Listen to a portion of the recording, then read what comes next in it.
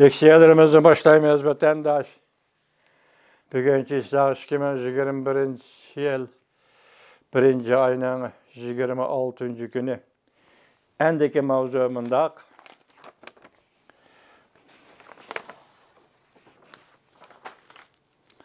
endi bu mavzudan bugün 6 gün oldu.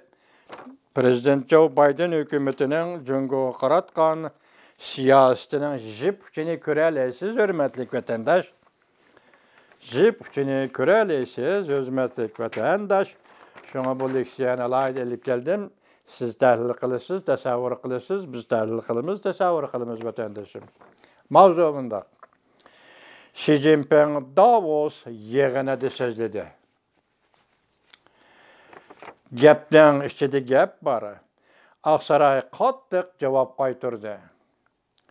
Mavzuli xabar 1. ayının 25. günü ve torbitida e'lon qilindi. Xabar mundaq boshlandı. Davos munbiri iqtisod yig'ini kun tartib bo'yicha 1. ayının 25. kunidan 29. kunigacha ekran yig'ini shaklda ochildi. New York Vaqt gazeti, Bloomberg agentligi qatorliq matbuotlar bunda xabar qildi. Ko'plagan davlat rahbarlari ekran yig'ini mezgilida nutq so'zlaydi. Cungo'ning raisi Xi Jinping 25. kuni nutq so'zladi. Amerika qartib so'z qilib berib mundaq dedi. Har qanday qo'shnilarni bo'zaq qiladigan qiliqlar. Yakka harakat qilish tafakkur yo'li. O'zidan o'zi masxush bo'lish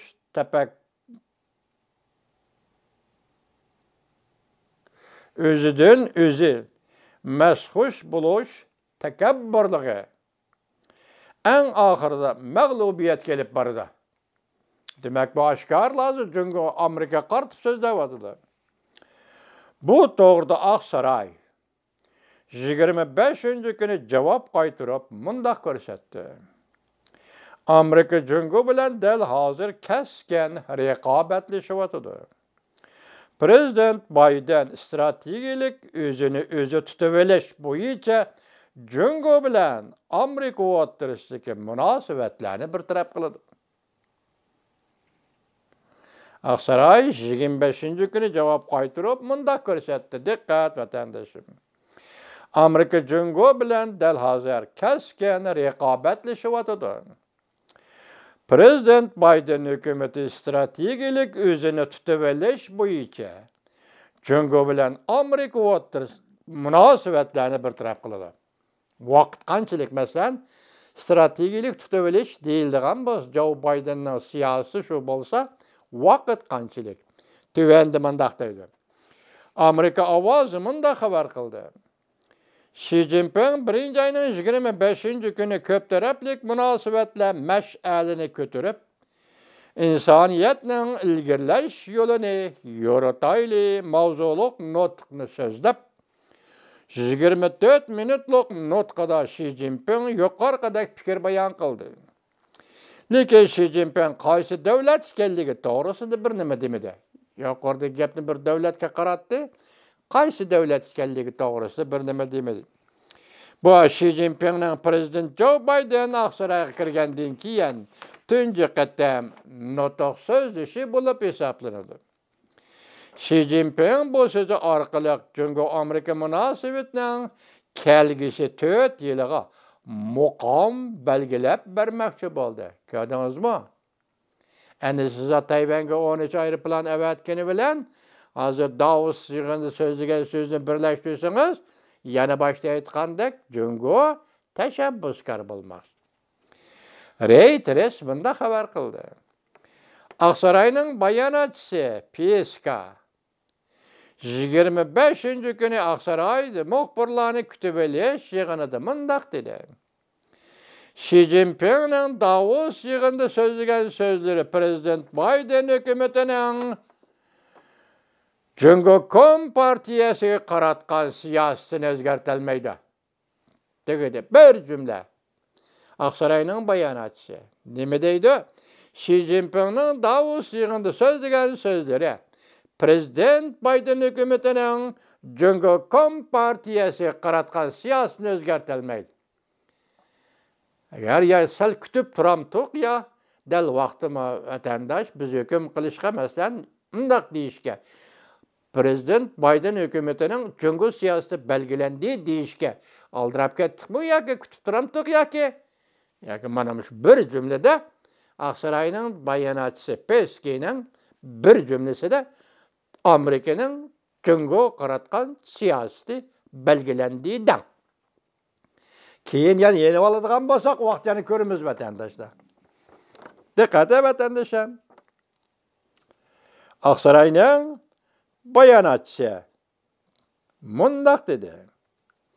Xi Jinping'ning Davos yig'inida so'zlagan so'zlari Prezident Biden hükümetinin Cumhuriyet Partiyasiga qaratgan siyosatini o'zgartirolmaydi.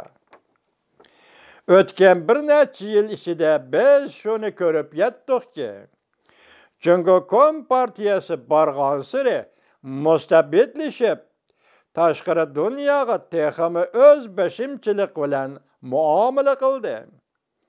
Beijing hozir oshkora shakllar bo'yicha Amerika'nın bexatarligi, gullanishi va qimmat qarashlarga xirish e'lon qildi. Amerika yangi bir usul bilan Cumhuriyetga javob qaytarish kerak. Tugide mana siyosat belgilandi vatandosh. Biz bu 2 oylik saylam jarayonini nimalarni angladik, nimalarni ko'rdik, endi shunday bo'ladi-ku endi. Elki xalqchilik bilan partiyavilik o'tirishga munosabatga tushganda partiyavilikda qo'g'lashganda ikki partiya o'tirishindaq bo'ladi. Nimalarni angladik, mana kelganda Prezident Biden hükümetinin siyasi aşkarlandı. Aşkar o'tirg'i chiqdi desangiz bo'ladi. Nima dedi? Beijing hozir oshkora shakllar bo'yicha Amerikaning bexatarligi, gullanishi va qimmat qarashlarga xirish e'lon qildi. Amerika yangi bir usul bilan bu xirishga javob qaytarishi kerak. Deganda bir siyosat belgilandi, Cumhuriyet siyosati belgilandi desangiz bo'ladi vatanda. Bayonotchi Psaki munda ko'rsatdi. Amerika strategik o'zini tutib olish bo'yicha bu masalalarni hal qiladi boshladik. Vaqt qanchalik dedik. Aqsaroy kelgusi bir necha hafta ichida davlat majlisida ikki partiya a'zolari bilan hamda xalqaro ittifoqdoshlar bilan sheriklarimiz bilan bu masalalar to'g'risida muhokama olib boramiz. Çünkü muşundaq bu meseleler doğrusida yuqorqilar bilan muhokama olib boramiz. Demak, vaqt oldimizdagi 1-2 hafta ichida. Tushundingmi vaqt? Vatandoshim yoki men xato tushundirdimmi? Bayonotchi Psaki mundaq ko'rsatdi. Cumhuriyet Partiyasining sanoat josusligi faoliyatlari aqliy mulkni o'g'irlashlarga elimi diqqat qilyapmiz. Ve paxas bo'lishni kuchaytirishimiz kerak.